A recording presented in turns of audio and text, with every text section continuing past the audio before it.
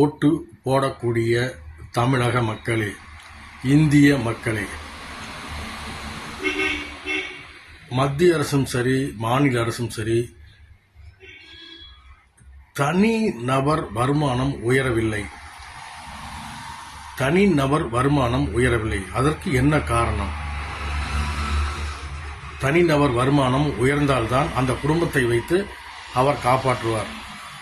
வருமானம் இல்லாமல் ஒரு ஆட்டோ டிரைவர், ஒரு சின்ன மளிகை கடைக்காரர், சின்ன ஒரு ஃபேன்சி ஸ்டோரு, அவங்களுக்குலாம் லாபமே இல்லைன்னா, குறைந்த வருமானம்னா அது எப்படி அவங்க வச்சு நடத்துவாங்க? எப்படி நடத்த முடியும்? கடை வாடகை அதிகம். இதுக்கெல்லாம் என்ன காரணம்? யார் காரணம்? ஒரு சலவை தொழில், ஒரு முடிதிருத்தும் தொழில்,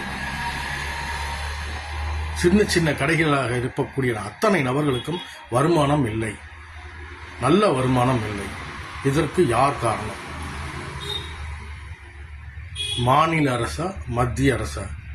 சிந்தித்து செயல்படுங்கள், ஓட்டு போடுங்கள், நல்லவருக்கு ஓட்டு போடுங்கள், நமது குறைகளை எடுத்து சொல்பவர்களுக்கு ஓட்டு போடுங்கள்.